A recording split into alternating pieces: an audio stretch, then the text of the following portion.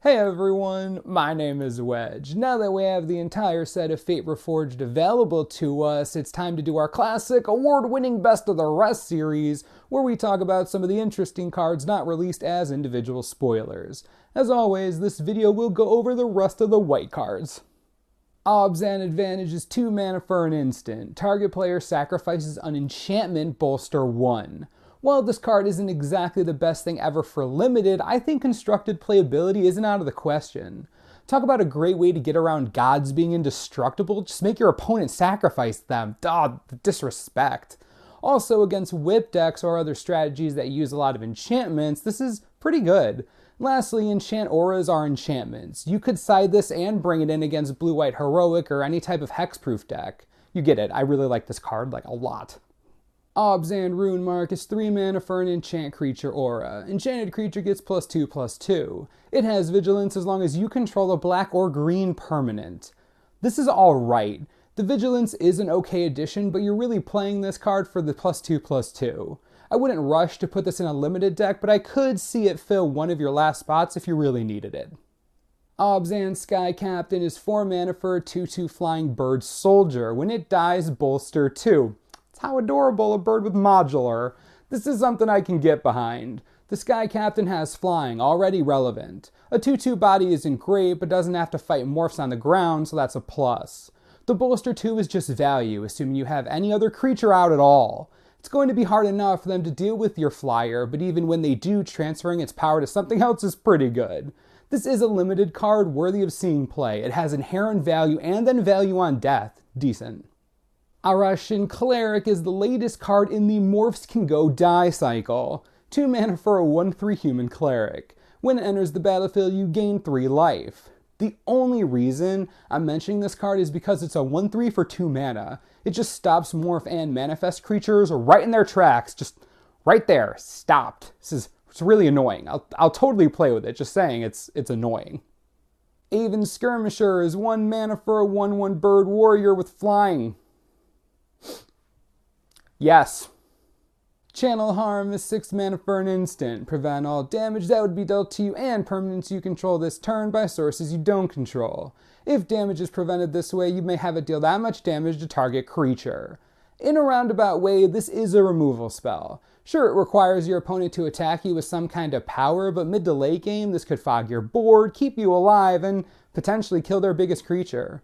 It is 6 mana, but it isn't the worst 6 mana uncommon we've ever seen. It's a good trump card to have in a tight game.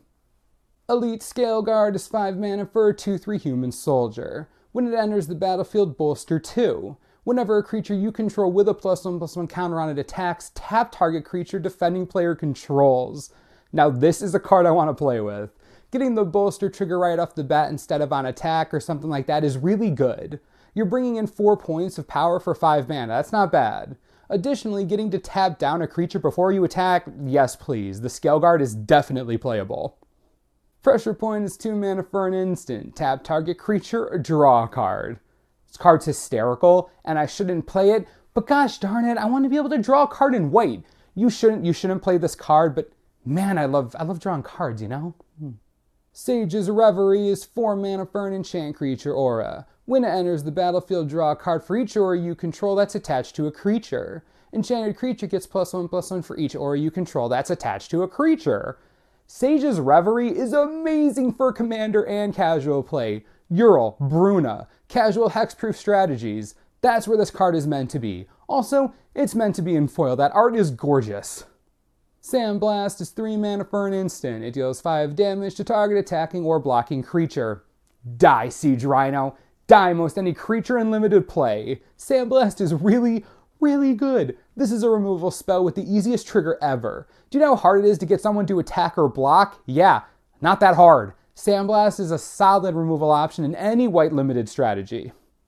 Sandstep Outcast is 3 mana for a 2/1 human warrior. When it enters the battlefield, choose 1. Put a +1/+1 counter on it or put a 1/1 flying spirit token into play. Yes, all of the yes. I love cards like this, especially ones that create creatures with flying. Having 2 power is good enough to fight morphs, so it's good enough for me. This is a decent addition to any white limited deck if you're running low on high priority cards. it'll do just fine. If you don't want the token, you can always make this a 3-2 for 3. It's still not awful.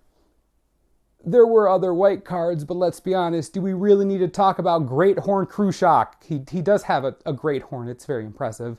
Anyways, what do you think of the rest of the white cards in the set? Not gonna lie, there are some solid playables here, more than I expected. Let me know how you're feeling about this color in general. Up next, of course, is blue, so look out for that. As always, subscribe below for the latest and most reliable Fate Reforged spoiler information you could ever need. This is the Manosaurus, I'm Wedge, thanks for watching, we'll see you next time.